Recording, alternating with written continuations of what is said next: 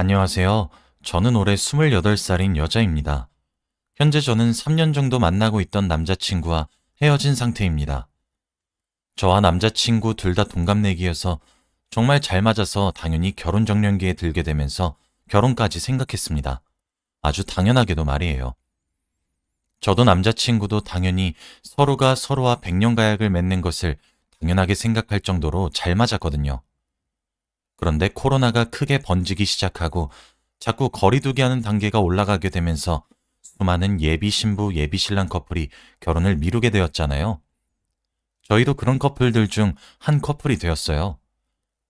그런데 저는 그렇게 소중하게 생각했던 남자친구와 헤어짐을 선택했습니다. 하지만 저는 지금 정말 헤어지길 잘했다는 생각이 들고 하늘에 계신 조상님이 도우셨다는 생각밖에 안 들거든요. 그런데 남자친구는 고작 그 정도 이유 가지고 파혼하자고 하는 거냐며 제가 너무 이상한 사람이라고 몰아가고 있습니다. 그래서 이렇게 익명으로 사연을 보내서 여러분들께 여쭤보고자 글을 쓰게 되었습니다. 남자친구한테 반응을 알려주고 싶어서요. 아무튼 본론으로 들어가겠습니다. 아무래도 저와 남자친구는 결혼을 전제로 만나게 되다 보니까 서로의 집에 자주 왕래하게 되었습니다. 그런데 저는 또 그렇게 자주 찾아뵙고 이런 행위를 그렇게 선호하지는 않거든요.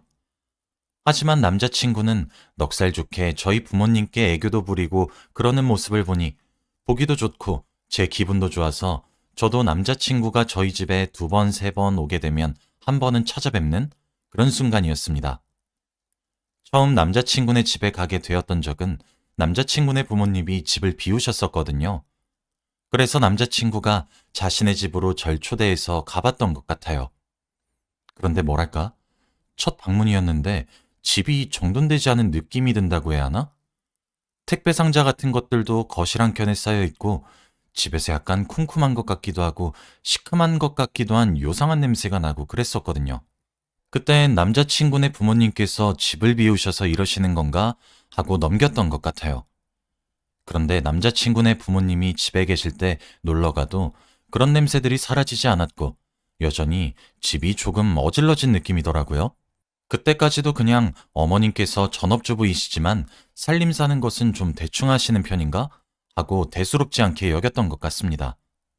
그땐 몰랐어요. 그저 집안일이나 이런 것들에 관심이 없으신 것으로만 알았지 위생관념이 없을 줄은 몰랐거든요.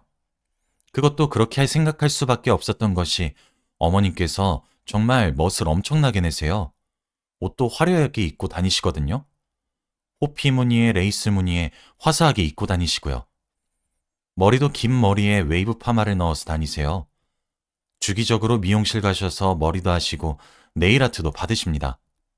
저보다 훨씬 더 미용 쪽으로 관심도 많으세요. 피부과도 다니시거든요. 주기적으로 필러도 맞고 보톡스도 맞고 28살인 저보다 훨씬 더 젊고 바쁘게 사시고 계십니다. 그래서 그냥 관심이 없으시구나 하고 넘겼던 것 같아요. 그런데 이제 결혼 얘기가 본격적으로 슬슬 나오기 시작한 뒤부터 저도 이제 시어머니가 되실 분이잖아요. 그래서 이전보다 좀 더 자주 찾아뵙고 그랬어요. 그러다 보니까 이제 저도 예비 시댁인 그 집에서 아들내미의 여자친구인 손님이 아니라 예비 며느리로 저를 대하게 되니까 새로운 가족의 개념으로 맞이하게 되잖아요. 그러다 보니 원래 주방은 들어가지도 않았는데 저도 예비 며느리 취급을 받게 되면서 남자친구네 집에서 행동 반경이 넓어졌어요. 못 들어갔던 곳들도 들어갈 수 있게 되고 뭐 그런 식으로 지낼 수 있게 되더라고요. 그렇게 알게 된 거죠. 예비 시댁 될 사람들의 위생관념에 대해서요. 진짜 충격받은 것들만 대충 추려서 적어볼게요. 먼저 시댁에서 행주를 소독을 하지 않습니다. 다들 삶아서 사용하지 않나요? 그런데 그냥 물로만 빠세요. 처음에 남자친구네 집을 가게 되었을 때 시큼한 것 같기도 하고 쿰쿰한 것 같기도 하고 그런 냄새가 난다고 했잖아요. 근데 그 냄새가 주방에서 굉장히 많이 나는 것 같더라고요.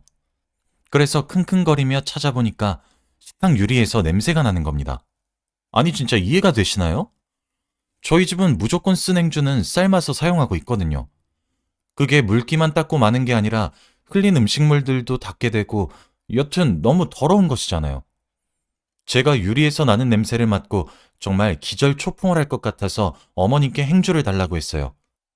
제가 식탁을 닦겠다고 말하면서요. 어머님이 기특하다는 듯 행주를 쥐어주는데 그건 행주가 아니라 이미 최소 걸레로 보였어요. 그냥 일반적으로 쓰는 노란 천행주 있잖아요. 그게 색도 바를 대로 바랬고 보풀도 일어나 있더라고요. 솔직히 행주가 불쌍해 보일 정도로 이젠 버려야 하지 않나 싶을 정도의 몰골이었는데 그 행주에서 정말 상상하기 힘든 냄새가 나서 진짜 죽고 싶어질 정도였습니다. 그리고 보통 싱크대에 설거지통 같은 것들이 있잖아요. 그릇들을 물에 불려서 씻으면 잘 지워지니까 물을 틀어놓고 거기에 그릇들을 담가놓곤 하잖아요. 그런데 거기에 과일이 떠다니는 거예요. 어제 저녁으로 먹은 그릇들이 담겨진 그 설거지통에서요. 저는 진짜 이건 아니다라고 생각해서 어머님, 제가 설거지 미리 해놓을게요. 라고 말을 하면서 자연스럽게 설거지를 하기 위해 자리를 잡았어요. 그런데 설거지를 할 때 쓰는 퐁퐁이 없더라고요. 진짜 환장, 대환장을 노리시고 살면서 이렇게 사는 곳이 또 있을까 싶었습니다. 그래서 제가 어머님께 물었죠. 퐁퐁이 어디에 있냐고 말이에요. 그랬더니 어머님이 자기는 환경을 생각하는 사람이라서 친환경적으로 살기 위해 퐁퐁을 안 쓰신다고 하는 거예요. 아니, 그래서 퐁퐁을 안 쓰시는 것이라면 보통 친환경 주방세제라도 사용하지 않나요? 솔직히 제가 항상 여기에 와서 대접받았던 과일들이 전부 다 고춧가루가 동동 떠다니는 설거지통에 들어가 있었던 과일이라고 생각이 드니까 진짜 헛구역질이 절로 나오는데 정말 사람이 너무 당황스러우면 말을 잃게 되더군요. 거기서 끝이면 다행이죠, 진짜. 제가 멀뚱멀뚱 설거지를 하는 곳에 서 있으니까 어머님이 직접 와서 설거지를 하는데 설거지도 어떻게 하셨는 줄 아세요? 그냥 물에 헹궜어요. 휘휘 저어가면서. 수저를 그렇게 헹구시는데 다른 거라고 뭐 더 씻으시겠습니까? 냄비도 그릇도 컵도 전부 설거지통 물에 휘휘 저어서 헹구고 흐르는 물에 휘휘 저어서 헹구고 그게 끝입니다. 저는 매번 그런 것들로 대접을 받아왔던 거였어요. 그리고 원래 남자친구네 집 부엌에 식탁이 있긴 하지만 거실에 상을 펴서 같이 먹었거든요. 그런데 진짜 실상을 알고 나니 거기서 입에 뭘 더 못 넣겠는 겁니다. 진짜 너무 역겹고 토악질이 올라와서요. 그런데도 멍청했던 저는 남자친구가 너무 좋아서 그런 것들을 꾹 참아가면서 남자친구네 집을 왕래했습니다. 그냥 최소한의 음식만 섭취하고 그런 식으로요. 그런데 그렇게 하다 보니까 아무래도 남자친구네 집에서 많이 먹는 것은 물이더라고요. 물에서도 제가 큰 충격을 받은 것이 물을 유리병에 안 넣어 드십니다. 아니, 생수를 안 드시고 보리차를 직접 끓여 드시는데 그것만 보면 정말 부지런한 곳이잖아요. 그런데 그 물을 플라스틱으로 된 오렌지 주스병이나 우유병에 담으세요. 그 플라스틱으로 된 병을 아무리 백날 첫날 씻고 흔들어 제껴봤자 그 안에서 여전히 주스 냄새와 우유 냄새가 나잖아요. 플라스틱으로 된 병을 쓰실 거면 제대로 씻고 소독해서 사용하시던가. 그것도 아니고. 그러다 보니까 물에 우유 잔여물도 섞이고 주스 잔여물도 섞여서 진짜 형용하기 힘든 오묘하고 희한한 맛이 납니다. 세상에 이런 맛은 없다고 자부할 수 있을 정도예요. 그렇게 대충대충 살림하시니까 냉장고를 열어보면 묶여있는 까만 비닐봉지들이 진짜 너무 많아요. 건드릴 수도 없습니다. 뭐가 들어있을지 몰라서요. 이게 저희 같은 사람들은 그 지경이 될 때까지 방치하지도 않지만 만약 방치한다고 하더라도 그 정도쯤 되면 냉장고를 정리하잖아요. 근데 안 하세요. 그렇다 보니 야채 같은 것들도 바깥에 실온 보관하시고요. 저는 파프리카에 곰팡이가 생긴 건 살면서 처음 봤을 정도니 말 다 했죠. 그런데 곰팡이가 생긴 부분까지 또 요리에 그대로 사용하십니다. 저 시댁에서 음식 먹은 날이면 항상 장염 증세가 나타났고 그중 2번은 식중독까지 왔어요. 이 정도면 말 다 했죠. 그래도 저는 정신 못 차리고 남자친구 하나만 보면서 참았어요. 제 남자친구는 깨끗하거든요. 그런데 제가 겁이 점점 나기 시작해서 어머님이 요리하시는 거 한 번씩 보면 진짜 놀라 자빠질 것 같아요. 야채 데친물 같은 것도 절대 버리지 않으시고요. 야채를 씻어서 사용하지도 않으세요. 생선이나 고기라고 별반 다르겠습니까? 진짜 사람이 단기간에 이런 어마어마한 모습을 보니까 너무 미칠 것 같은 거예요. 그런데 그 와중에도 남자친구를 제가 너무 사랑하고 있어서 못 헤어지고 있는 스스로가 미울 정도로 말이에요. 그러다 며칠 전에 결국 사단이 나고야 말았습니다. 아니 진짜 위생 상태가 그렇게 별로면 음식을 하면 안 되는 것 아닌가요?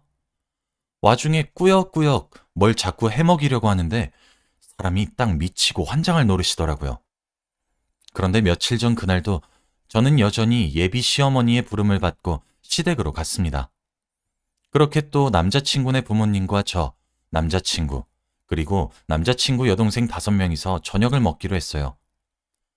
저는 제 밥그릇에 이미 덜 씻겨진 고춧가루를 봐서 속이 안 좋다고 해야겠다고 이미 핑곗거리를 생각해놨어요. 그래도 한 입 정도는 먹어야 될 것 같아서 중앙에 있는 국을 한술 떠 먹는데 제가 무언가를 와그작 씹은 거예요. 이빨이 정말 나가는 줄 알았거든요. 그래서 읍 하면서 뺨을 쥐니 남자친구가 왜 그래? 뱉어, 뱉어 이러길래 저도 모르게 뱉었거든요. 진짜 돌이라도 씹은 줄 알았거든요. 그런데 정말 돌이더라고요. 차라리 돌이 나왔던 것 같기도 하네요. 제가 씹은 것은 어머님의 네일아트에 포인트로 박아놓은 플라스틱 보석 같은 거였어요. 새끼손가락의 손톱만한 크기고요. 그런데 제가 뱉은 것을 보고 어머님은 한지 얼마 안 됐는데 이렇게 아쉬워하시는 거예요. 그런데 그 말을 딱 들으니까 뭔가 제 처지가 보이는 것 같아서 싸가지 없다는 소리를 들어도 괜찮다고 생각하며 그냥 집으로 돌아가려고 자리에서 일어났습니다. 정말 죄송한데 저 돌아가 봐야 할 것 같습니다. 그리고 결혼도 조금 생각해 봐야 할 것 같아요. 남자친구 통해서 다시 얘기 전해드리게 될 것 같네요. 정말 죄송합니다. 라고 말한 뒤 붙잡는 남자친구의 팔을 뿌리치고 도망치듯 저희 집으로 향했어요. 와, 진짜 집에 도착해서 청결한 우리 집과 깨끗한 냉장고와 부엌 등등을 보고 있는데 마침 주방에서 엄마가 나오는 거예요. 예비시댁에 간다고 해놓고 왜 벌써 왔냐고 하는데 눈물이 왈칵 나오면서 그동안 목격했던 것들을 엄마를 붙잡고 잘잘잘 얘기했어요. 엉엉 울면서 말한 것은 또 당연하고요. 엄마도 이야기를 듣고 믿질 못하시죠. 그런데 제가 그렇게 예비시댁을 뛰쳐나가니까 남자친구가 절 쫓아왔는지 저희 집 초인종을 울리더라고요. 집에 엄마랑 저만 있어서 그냥 없는 척 했습니다. 그렇게 엄마 손 꼭 붙잡고 휴대폰을 열어보니 남자친구로부터 정말 수백 개의 문자가 와 있더라고요. 너 어디야? 너 이렇게 나간 거 후회 안 해? 너 때문에 우리 엄마 울었어. 빨리 와서 사과드려. 그럼 용서할게. 나 진짜 장난 아니게 화났어. 내가 너한테 무릎이라도 꿇으라고 했냐? 와서 정식으로 사과만 하라고. 야, 네가 뭔데 우리 엄마한테 상처 주는 거야? 너 우리 엄마한테 그렇게 하고 속 편하냐? 진짜 있는 정 없는 정 탈탈탈 털리기 시작하고 이런 남자를 내가 뭘 믿고 사랑하고 있었으며 그걸로도 모자라 결혼까지 하려고 했었던 것이 진짜 너무 서글프더라고요. 저는 결국 그 다음날 남자친구에게 문자로 그냥 우리 헤어지자.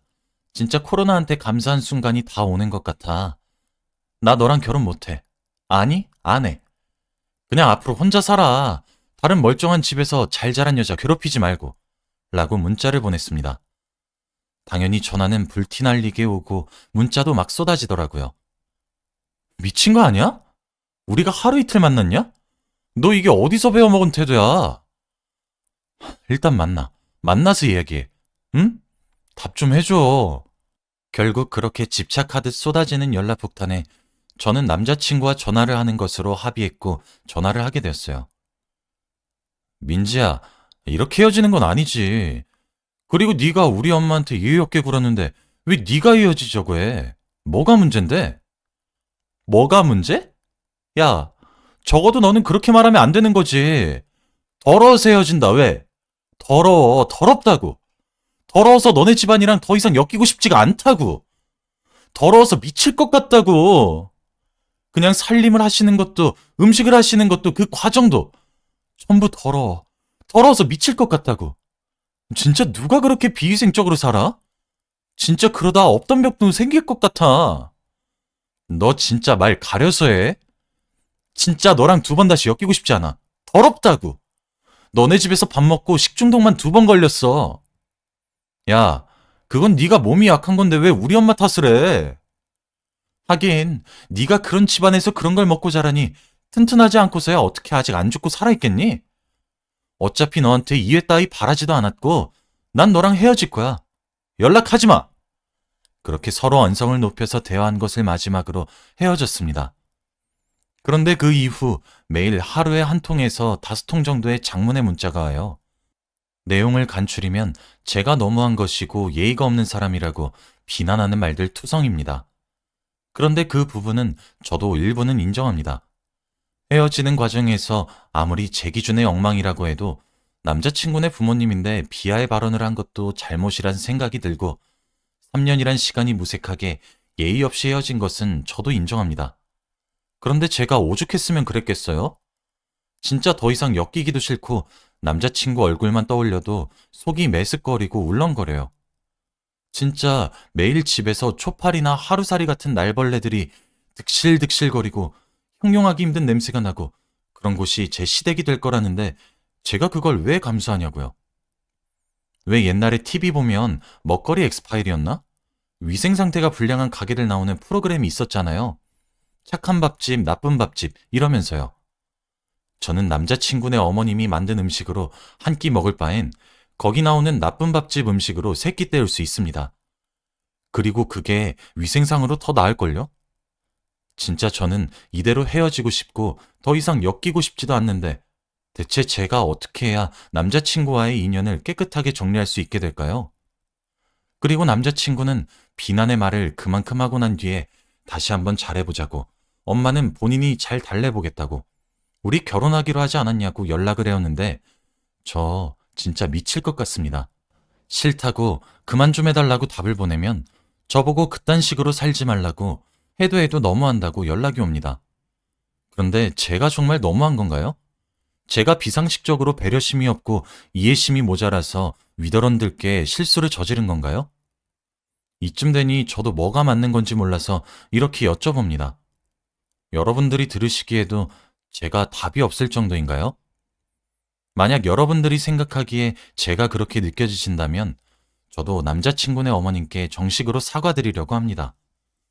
그렇다고 남자친구와 다시 만나거나 하진 않을 겁니다. 다시 만나기엔 제가 비위가 너무 약해서요. 제가 잘했든 잘못했든 헤어지는 건 똑같이 제 마음대로 헤어질 건데 제가 사과를 해야 하는 거라면 사과는 정식으로 드리고 싶은 마음입니다. 하지만 제가 옳다고 생각하시는 분들이 계시다면 제가 남자친구에게 뭐라고 한 방 먹여야 조용히 끝낼 수 있을지 조언 좀 해주시길 부탁드려요. 아직 어려서 그런지 아니면 이런 경우가 처음이라 그런지 정말 당혹스러운 하루의 연속이네요. 여기까지가 제 이야기였고요. 긴 이야기 들어주셔서 정말 감사합니다. 여러분들의 많은 의견 기다릴게요. 그리고 여러분들은 이런 사람 만나지 않길 바랍니다. 감사합니다.